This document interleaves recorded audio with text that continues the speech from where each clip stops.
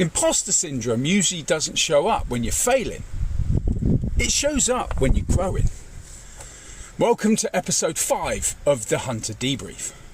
Now, we've talked about rebuilding identity, trusting competence, taking action and reclaiming ownership.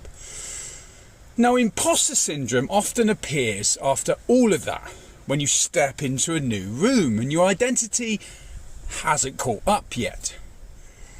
That feeling doesn't mean you don't belong. From a coaching perspective, imposter syndrome is contextual, not personal. It appears when environments change, standards rise, expectations increases, and the nervous system reads new as unsafe. Your identity always lags behind your behaviour, especially during growth. And that feeling like a fraud isn't proof you don't belong. It's proof you're stretching. So this isn't something to fix, it's something to understand. So the hunter reframe, the sleepwalker, is treating this feeling as evidence, shrinks behaviour to feel safe, and waits to feel confident before contributing, whilst the hunter expects that discomfort during growth and separates feelings from facts, and they choose to stay in the room.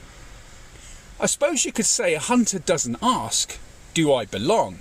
They ask, what's mine to contribute? So your strategy on this, the evidence stack. When imposter syndrome shows up, don't argue with the feeling, anchor yourself in evidence. So write down the following. 1. 3 reasons you were invited into the room. 2. 3 things you've already contributed. And 3. 1 thing you're actively learning.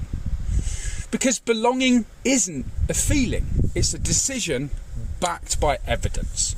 You don't need confidence to stay, you need evidence. So your weekly challenge.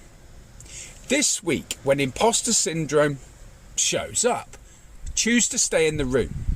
Speak once, contribute once, and show up once. Identity will catch up through that participation. So if this helped, share it with someone who's stepped into something new.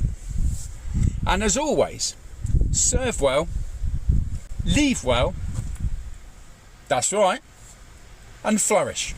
This is the Hunter Debrief. See you later. Bye.